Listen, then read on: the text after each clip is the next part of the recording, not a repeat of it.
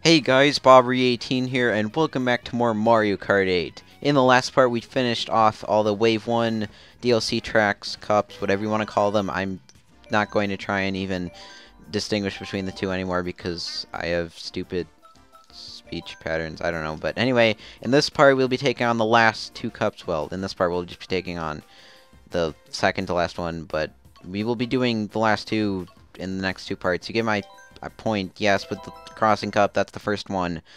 And I'm very stuttery today, apparently. I don't know. Maybe I'm burnt out or something. I don't know. But I feel pumped up. I feel pumped up, ready to play Mario Kart 8, as intense as 100cc is. Uh-huh.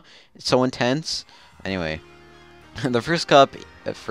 See, I'm not going to distinguish them anymore. Nope. The first track is Baby Park from Double Dash, and this is the other course that I said was remade in DS, and then they remade it in this game again too, which I kind of like. I mean, I it's definitely. I mean, it's a great track. I don't like think it's like so great like some people do. Like, oh, Baby Park, best track in the game, but it's not really that. I mean, I love it because it gets so chaotic at points.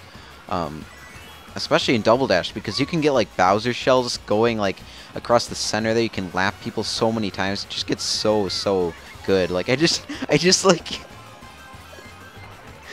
I just like hurting people that are like in last. I don't know. I'm sorry. It probably wasn't that funny. Just hit them while they're down. Yeah, I don't know.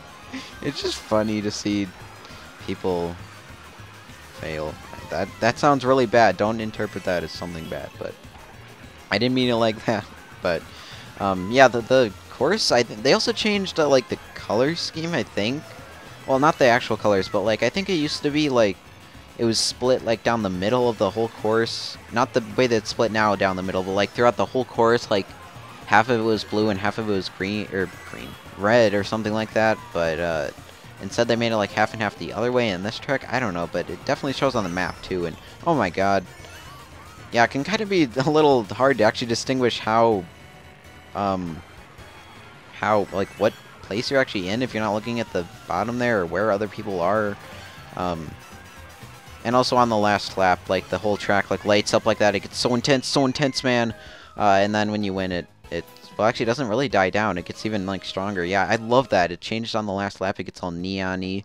But, it is 7 laps, obviously, because that track is really short. It's basically like a shorter Excitebike circuit, I guess. Although this one came first, so I guess that's a longer version of this. But I'm glad they brought it back. I like Baby Park, especially with the details in the background. They made it like a whole amusement park. There was even a pink gold baby Peach statue, because you know there's actually a pink gold Peach like in the game to rival like Metal Mario and stuff like that. I don't know. People thought she was a stupid character, then they saw that Cat Peach and Tanuki Mario were gonna be in the game, and then they started like bitching even more. But anyway, this is another retro course, Cheeseland from the GBA version, and I don't know. I always thought this more like a desert course than anything. Although when we were playing Dry Desert, I was like, I think I said there was like, oh, I think there's sort of like a pseudo desert track in one of the DLC tracks, and this is what I was talking about. Although unlike that track, the sand doesn't really slow you down all that much. Although chain chomps do if they land on you. You can do jumps off the craters in the cheese here. If you have a mushroom, you can make a lot of shortcuts in this area. There's like a if you see, like, straight ahead there, if you have a mushroom, like, up there, where just through that shell, you can go on a glider section, or a star, I guess, or a mushroom, but it's actually pretty cool. I haven't really played the GBA one that much, like I've said before. What else is new? I haven't played a lot of Mario Kart games, but, if I remember right, it was definitely it was still very expressive in the GBA one. It's just the problem that, like, all the courses in that game, just like in Super Mario Kart, they were just flat courses. And I have a mushroom, so I'm actually going to show off that shortcut, because I can. Don't follow me this time. Okay, that's just dumb. Get away from me. The chain jump is just stupid. Oh yeah, there's another shortcut right there too, but I think this other one is actually better. Oh no, I think that one is actually longer, but I like this one better. I mean, I like a shortcut better. It doesn't really mean that much, but There. It brings you to the shortcut to the finish line, which I guess is pretty cool if you need like a little boost or something, which I might need if people are going to catch up to me like that. Otherwise, yeah, they did a good job updating, I guess. It definitely, I mean, if you're just like looking at it and not paying attention to much, it actually kind of looks like it's just a regular like desert path sort of thing. But then once you actually realize and look what it is, you'll definitely see that it's based off of cheese and not sand. So I guess that's something cool. And the GBA tracks really did have sort of a more creative attitude towards them, and you will see with Peach, get away from here! What the heck? You shouldn't have 3 mushrooms. No. Am I able to lap? Toad? How did Toad get in front? When did Toad get in front of me? What the heck? When did people start getting in front of me? I don't know. I got first, I hope, please. No red shells? Okay, I got it first anyway. That was weird. I didn't see them get in front of me. Anyway. Yeah, that's course. Like I said, there's a later GBA track in the next cup, actually, that it's my favorite track in the game, probably. Any track, not just DLC, like all of the tracks in the game. It is my favorite track in the game, so... and it's a GBA course, and you'll see why. Like I said, the GBA courses have a really expressive nature to them. There's that other DLC course that I was talking about. There was Cheese... Cheese Land, that's what it's called, yeah. And there was the Sky Garden thing that I was talking about earlier that's sort of like Cloud Top Cruise. Anyway, this is a foresty type of course, and it's definitely very foresty. Yeah, we started off on anti-gravity. We're going like, I think this course is basically like we're going down a hill, or down a hill, down like trees, and then sort of like in the middle we come across like the Shy Guy village here, or maybe it's Toads, I forget. No, it's Shy Guys, so... Yeah, they built their homes like in the trees. I guess this is how Shy Guys live. I always knew they were sort of like native people like that. I didn't really know they were sort of like that. Yeah, there's even a Shy Guy mask on that landing pad there. Then we go down this like river thing here, and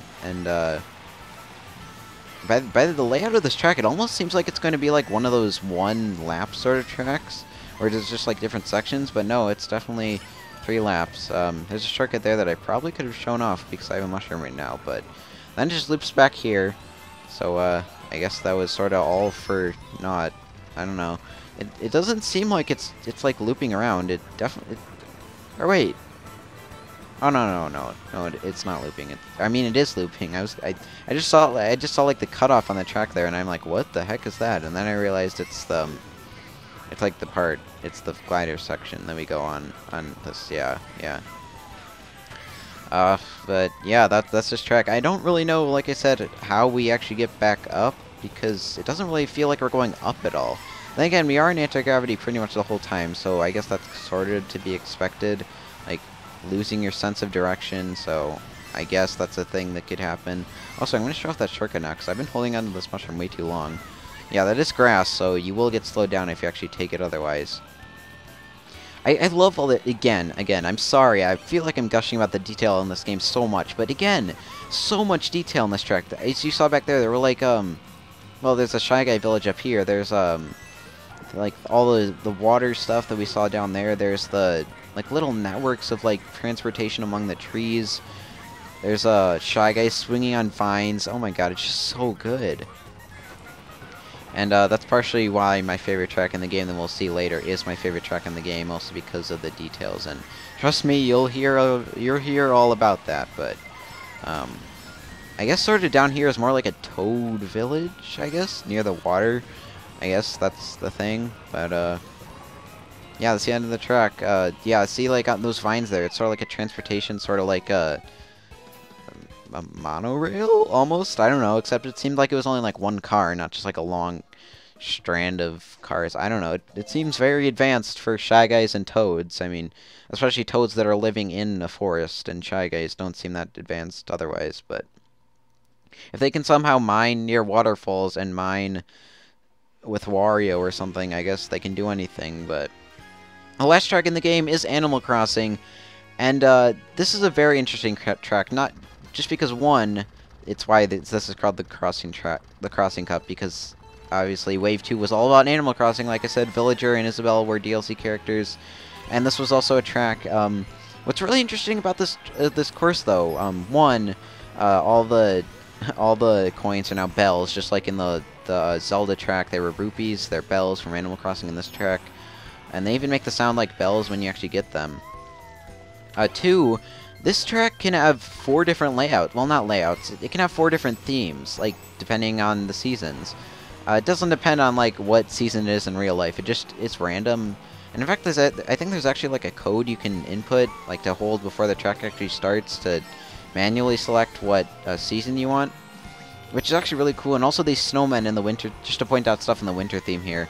One, it's based on Christmas, and like the town tree right there, it has Christmas lights all over it, and it's so cool. Did I sound really weird? It's like so cool. I don't know if I had a list right there, but it's weird. My mouth is actually a little dry right now. I've been doing a lot of these videos at once, so I apologize, but yeah, these item boxes are floating in the air with balloons, like if you hit them with a slingshot, like balloons from Animal Crossing. Yeah, I don't know. I'm not that huge of an Animal Crossing fan, but I have played New Leaf extensively. It's like my second most played 3DS game, only after Ocarina of Time 3D. And that's only because that was like the only game I had on my 3DS for like the first like